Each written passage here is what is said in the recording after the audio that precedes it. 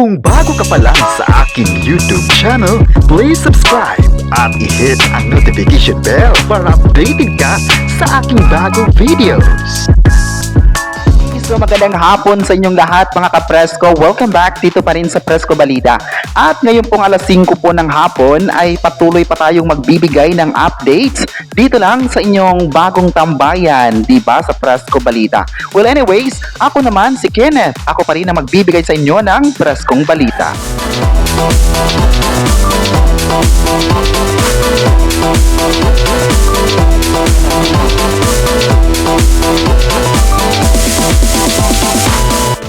Again, good afternoon sa inyong lahat.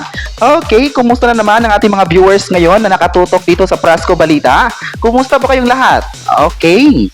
Okay, so alam ko na ngayong hapon po ay marami na ang nag-aabang na mga updates, di ba, dito sa kung ano na nangyayari dito sa showbiz industry.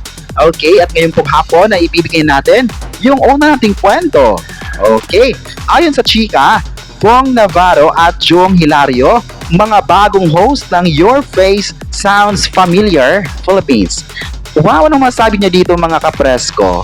Diba, deserve ba ng dalawa na magiging bagong host ng Your Face Sounds Familiar Philippines? Okay, masabi ko lang, deserve naman nila na maging part, diba, ng sikat na na competition na ito ng ABS-CBN. Well anyways, nagsimula nga sa nag-post ng isang teaser ang ABS-CBN patungkol ito sa Your Face Sounds Familiar, na kung saan binalikan nga yung mga nagaganap, diba, mula season 1 at hanggang ngayon, diba? At napansin nga ng mga viewers at ng mga netizens na nakita doon yung performance nga ni na Lady Gaga at Bruno Mars na kinanta yung Die With A Smile, diba? Kung saan nga ang mga kapamilya, ang mga It's Showtime host na sina Bong Navarro at Jong Hilario ang bagong host, diba, na ipinakilala bilang bagong host ng naturang competition. Well, sa naturang teaser na yon ay marami sa mga netizens online ang masaya at nagbigay ng congratulatory message sa dalawang kapamilya host na ito. Diba? Well anyways, nakita ko naman kung gaano ka-deserving ang dalawa at nakita natin sila kasi napapanood natin sila sa sikat na na noon time program ng ABS-CBN, ang It's Showtime. Diba? Congratulations sa inyong dalawa. Well, alam ko naman na marami ding mga kapamilya fans ang tatangkilik pa rin sa Your Face Sounds Familiar. At nakita ko last time nakita isa din ito sa mga paborito kong pinapanood, yung Your Face Sounds Familiar. At lalong-lalo na napapasok na nga itong dalawang kapamilya host na ito at even naman sa It's Showtime, diba, mga ka-Presko, nakita natin kung gaano sila gaano yung kanilang kabibuhan na magpapasaya sa mga viewers. Wow. Okay. So abangan natin kasi alam ko naman na marami pa silang maihain na mga pasabog sa mga kapamilya viewers at balita ko magsisimula na ang Your Face Sounds Familiar this October na. Diba? So exciting ito na mapapanood natin muli ang pinakabagong season ng Your Face Sounds Familiar Philippines. Diba? Well, alam ko naman na excited din ako dito sa Presko Balita na ihatid pa rin yung mga susunod na kaganapan ng Your Face Sounds Familiar, kung ano pa yung mga gagawin ng mga pasabog pa. Diba? Well, abangan natin yan mga ka-Presko kasi exciting ito na isang competition. Exciting competition ito na handog ng ABS-CBN para sa lahat ng kapamilya na patuloy na nagmamahal ng sa Kapamilya Network at mga shows at TV programs. Okay, so ngayon po ay babasahin na naman natin ang mga komento ng mga netizens patungkol sa balitang ito na sila na ang bagong host bilang dynamic duo ng Your Face Sounds Familiar. Okay, ayon pa ng isang netizen, exciting raw na sila na ang maging bagong host ng Your Face Sounds Familiar dahil magaling ito sa hosting. Diba? Hindi yan may tatanggi na magaling talaga itong dalawang ito. Diba? Kahit sa anong competitions pa or hosting activity na ginawa nila sa ABS-CBN ay talaga namang pinatunayan nila na magaling talaga silang magpapasaya,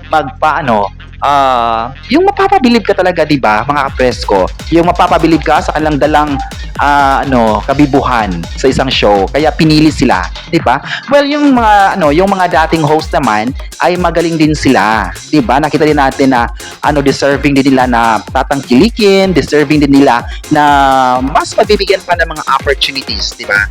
Pero this time ay bigyan din natin ng chance sina Bong Navarro at Jong Hilario na bagong host ng Your Face Sounds Familiar Philippines. Okay, abangan natin yan mga kapresko. Well, ayun pa na isang netizen, sana raw ay marami pa silang mga proyektong gagawin sa ABS-CBN. Yes, posible yan mga kapresko dahil nga ay tuloy-tuloy pa rin ang kanyang pagkinang sa entertainment industry.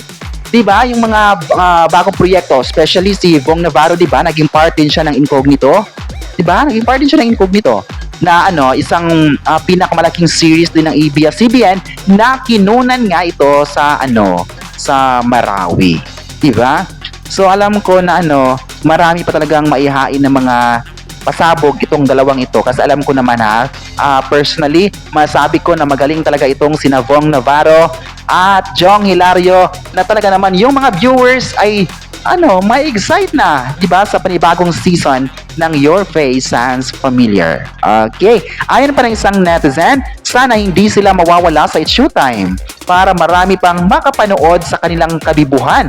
Well, always naman, 'di ba, ever since yung samahan ni Bong at Jong sa It's Showtime ay naging mainstay din sila last mga ilang years.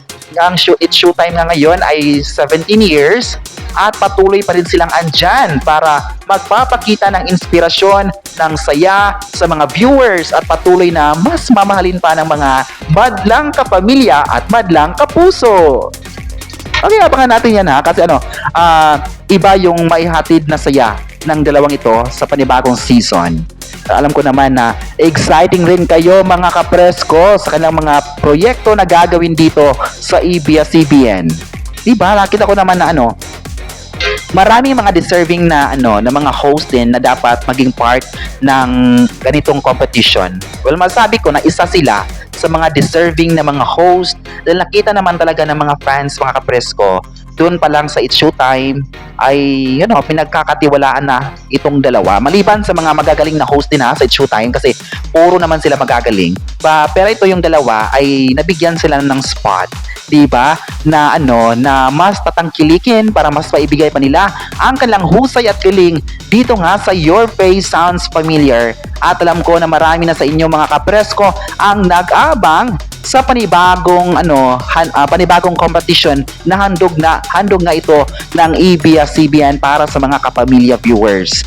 'Di ba? So susuportahan na lang natin ito, yung dalawang bagong host nga at sana ay wish lang natin na mas tatangkilikin pa ng mga viewers ang kanilang paandar. Di ba, alam ko naman kung tinutukan ko yung mga naunang season nga mga kapresko at alam sure na kayo din dito ay tinutukan nyo yung mga dating episodes, dating competition, kung ano mang season yan. Alam ko na pinanood nyo yan, tinutukan nyo. Diba, nagkaroon yan ng memory sa buhay nyo at ngayon po ay buksan na naman natin ang panibagong season na ito. Nakasama natin yung dalawang It's Showtime host sa isang competition, sa isang programa. Okay, so yan lang muna ngayon, diba? Ngayong alas 5 ng hapon dito sa Presko Balita at mamaya ay babalik pa ako para ipagpapatuloy pa natin ang ating kwentuhan.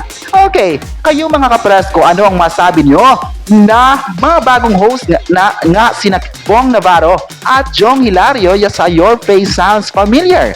I-comment na yan kung gusto nyo rin ba sila at huwag kalimutang i-subscribe ang ating YouTube channel.